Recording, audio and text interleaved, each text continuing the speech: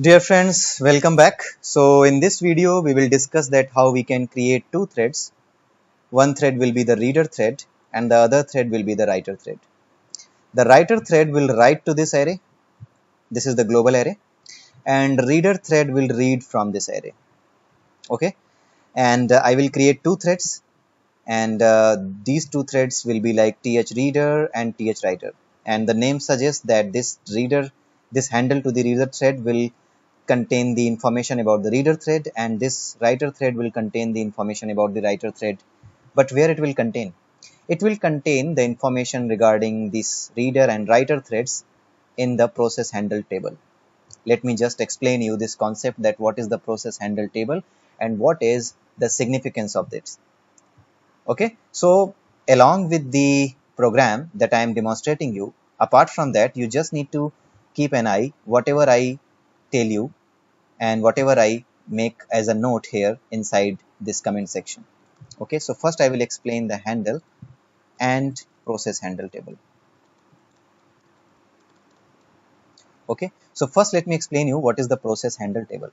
So let me explain you with the help of Excel sheet. So when you just start your program, then your program is loaded into the memory by the loader.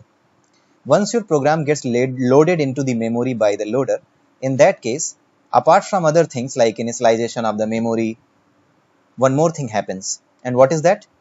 The creation of process handle table, the allocation of process handle table, right? That process handle table has various columns like the index to the kernel object. I have told you in the previous video that every thread has an associated kernel object, right?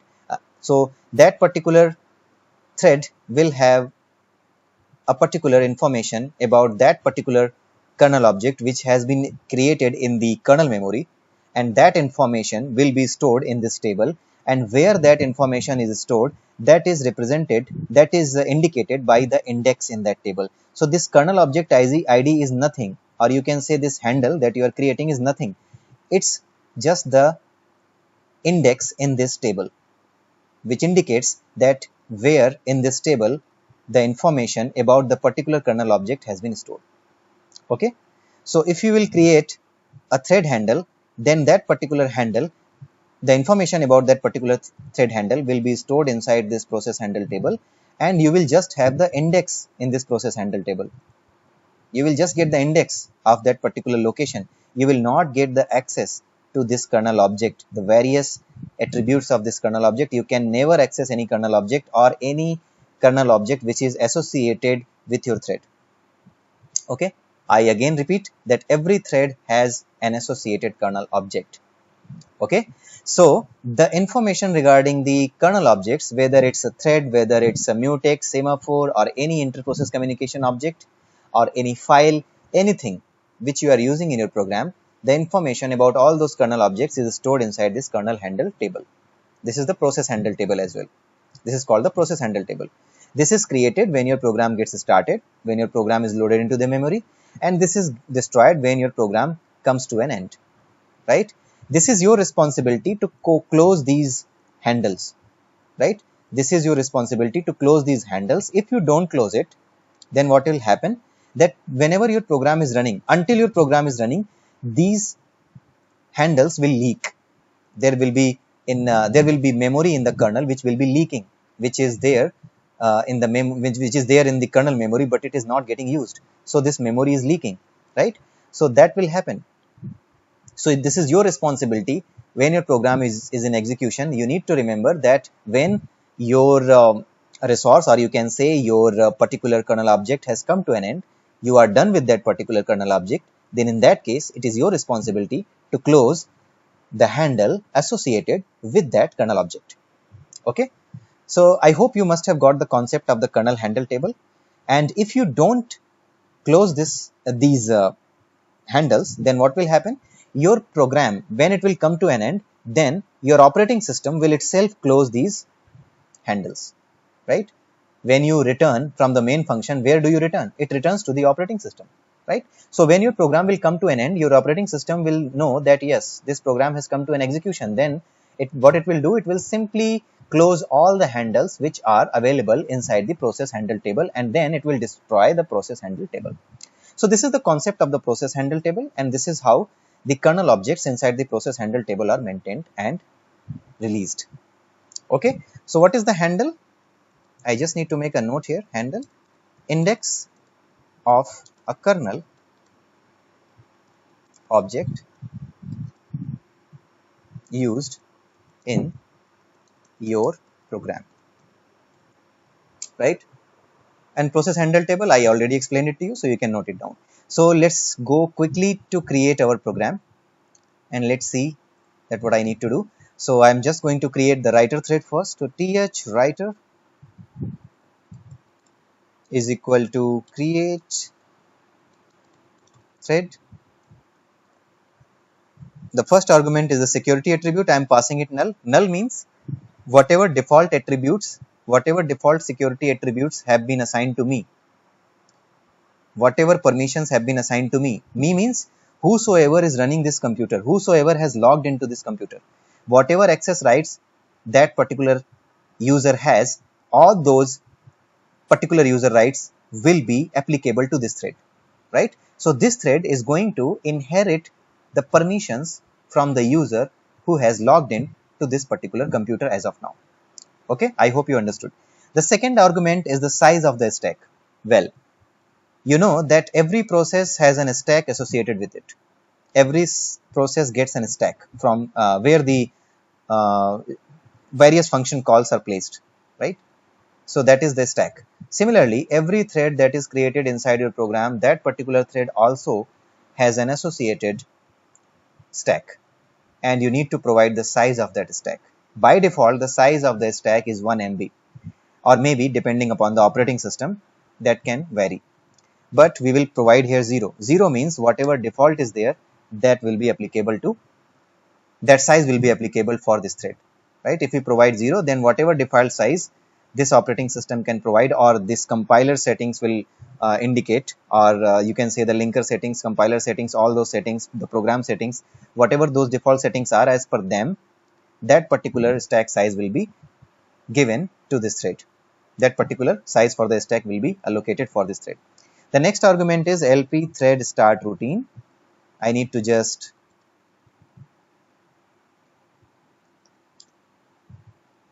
provide the name of that function, which will be the starting of this particular thread. So this is the writer thread. So I have provided the name of the writer. And then the next argument is the parameter to this particular function. Since I am not passing any parameter to this function, I am just passing it null here.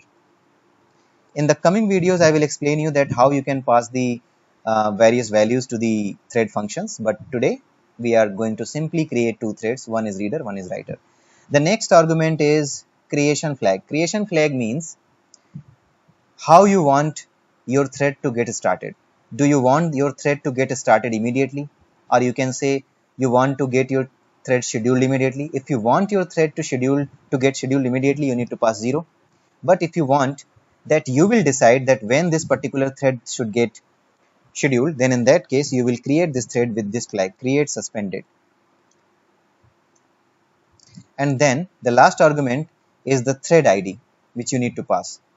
Right? If you want to know the thread ID of this particular thread after this thread will be created, then what you can do, you can simply pass the pointer to the writer ID. You can see that I have created a variable of type dword, and writer ID is the ID of the writer thread, in which I will receive the ID of the writer thread. Okay, and I will print it as well. Cout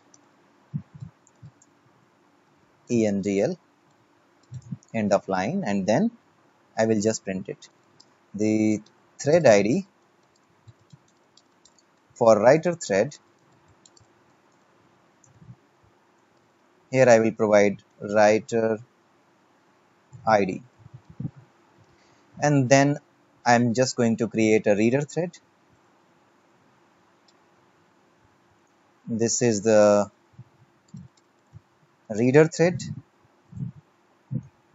and in this reader thread what I will do, I will just rename it.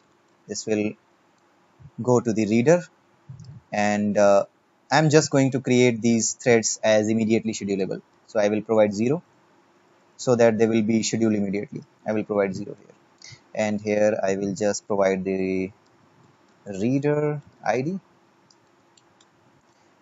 right? So here I will print the reader ID. Okay.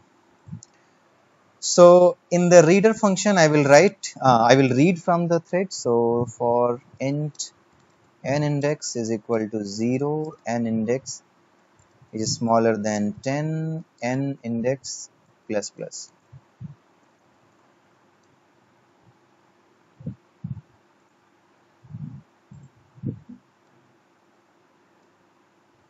And here I will do like cout endl an array and the value at the particular index.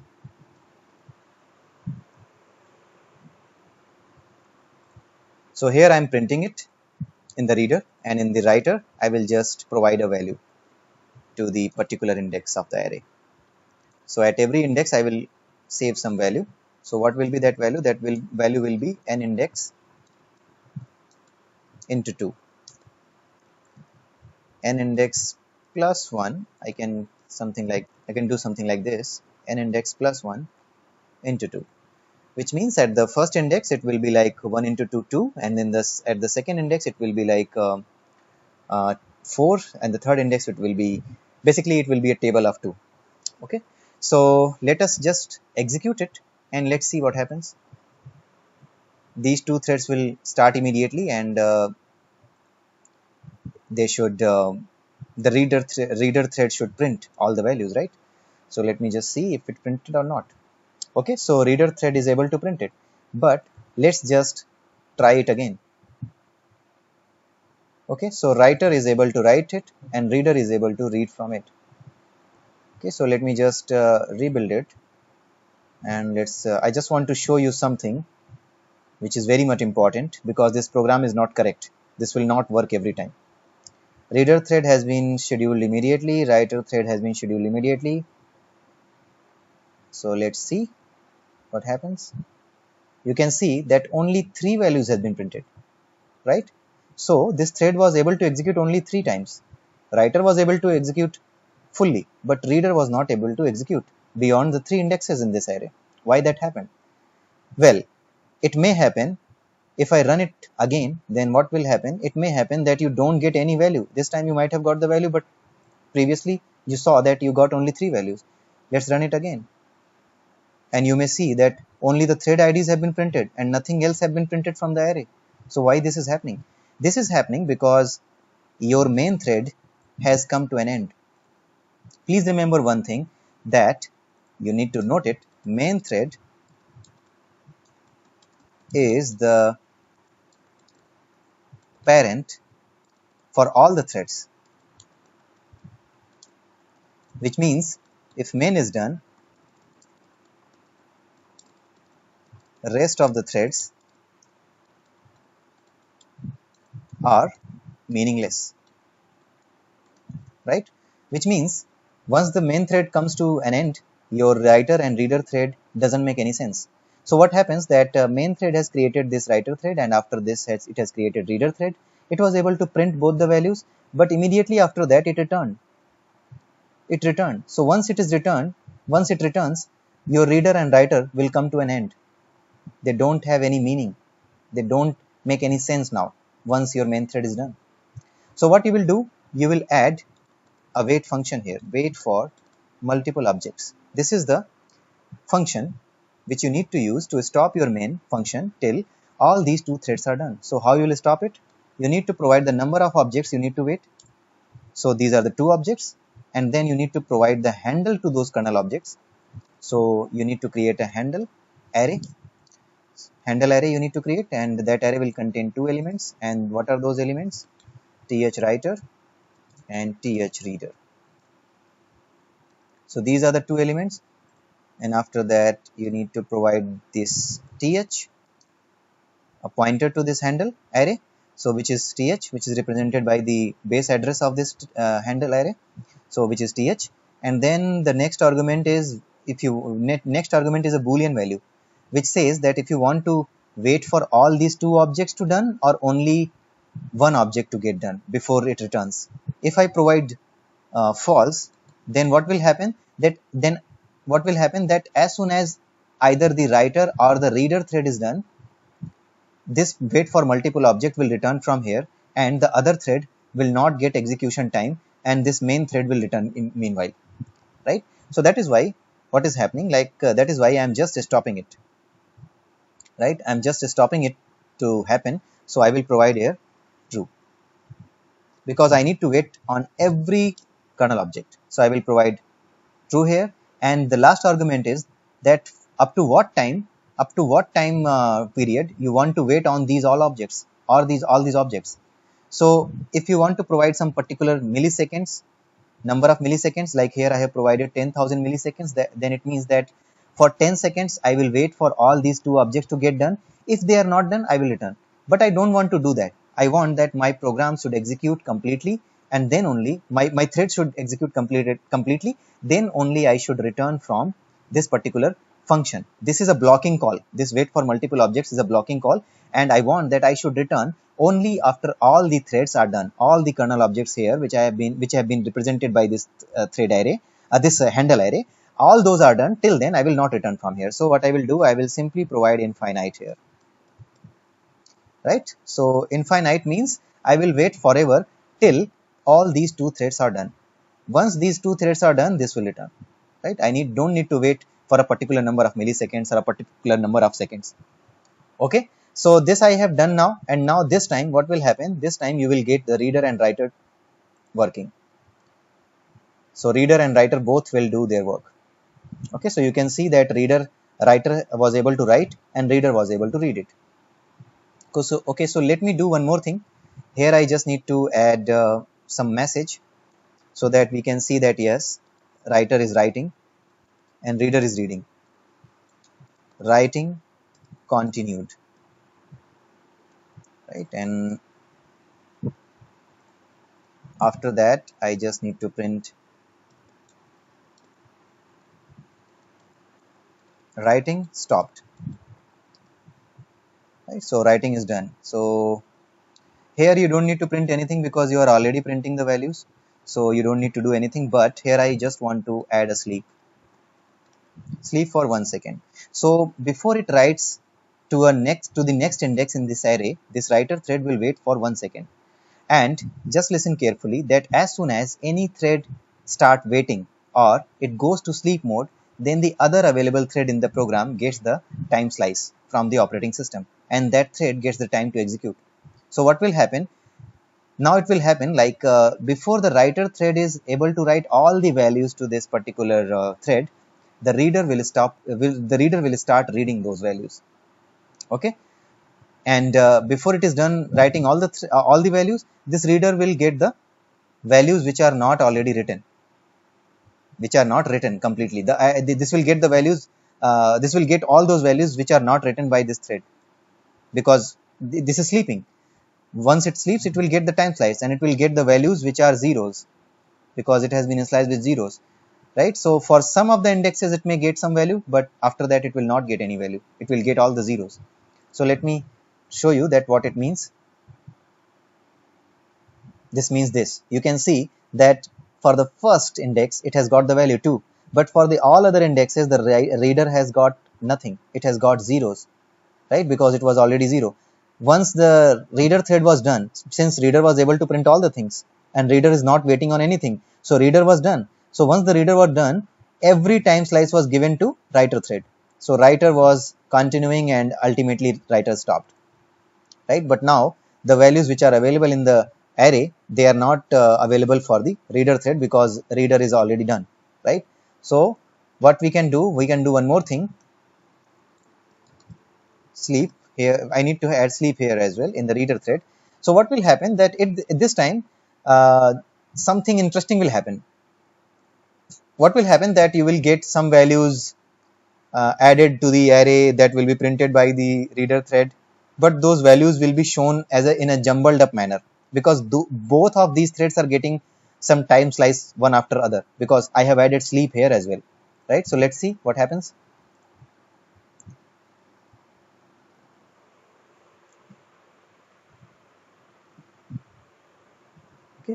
So here writing is continued and then reader is able to read something in some jumbled up manner. It is printing here and then writing continue, and you can see that all these things are not sure, like these things are happening at the same time. So the things are like when I'm getting the values, those values were not already written. So all these values, right, 2 4 6 8 10 12 14 16 18 20, all these have been printed, but all these things are happening at the same time. It may happen that in the real scenario, where you don't have any sleep, in the real scenario, when we run any program in the production, or if you are writing some professional software, in that case it will not happen that you will sleep every time, right? So this is obviously not the good method to read and write the values. So what will happen? What you need to do? You need to synchronize the threads. There are two ways. For this scenario, I have two ways, but the only correct way is to synchronize the thread. But today I will explain you suspending the thread, how you can ensure it by suspending the thread. In this program it will work, but when you will write any professional software, any professional application, then in that case you should only use the thread synchronization. You should not use the technique that I am going to tell you right now, because in the next video I will explain you about the synchronization, but today I will explain you that how you can achieve the correct results by suspending one of the threads. So what I will do, I will just suspend the other thread, which is the reader thread. I will suspend the reader thread so that it will be suspended till I want. Suspended means till I want it to suspend it, or you can say it is up to me to decide when I want to schedule it, right? Please remember one thing, that we never schedule any thread. We just give an indication to the kernel memory, the kernel process, that now I want to start my thread, I want to schedule my thread. So this thread is suspended. So what will happen, what is the meaning of this? That as soon as you will create this thread will not start execution. This reader will not print anything, but this writer will print everything, because this writer thread is created with flag 0, which means this thread will be scheduled immediately. So let's see what happens. The expectation is that writer thread should start writing everything and it should be visible to you, but reader thread should not be able to print anything. So you can see there that reader thread, from reader thread nothing is getting printed. Only writer thread is getting time, because writer thread is the only thread which is available here. Okay, reader thread is still there, so it is, my program is waiting here, but I am not resuming this reader thread. I have just created it in suspended mode, but I didn't tell to the kernel process that you need to resume this thread. So what happened? Like this thread was never resumed and my program stuck, right? After writing, my program was waiting that someone will start this reader thread. So what happened? Like just the writer thread was able to write everything to the array, and after that it started waiting for the reader thread to get scheduled. But we are not scheduling the reader thread, and that is why it will just stop here and waiting someone to start their thread. Okay, so we will just correct this code now. After writing is done, after writing is stopped, I will just resume the thread. Resume thread. And what thread I need to resume? I need to resume the thread reader thread. So for that I need the handle to the reader thread. So where is the handle to the reader thread? This is the reader thread handle. That is why I made it global, right? Just to give a demonstration, right? So it's like resume thread and you have provided th reader, and now this reader thread will be scheduled. And once the writer thread is done, what I have done, once the writer thread is done, my reader thread will be scheduled, and now this reader thread will get all the correct values. So first this writer thread will be done, and then this reader thread will be started, so that reader thread will get all the correct values next time when the writer is done. Okay, so let's just run it.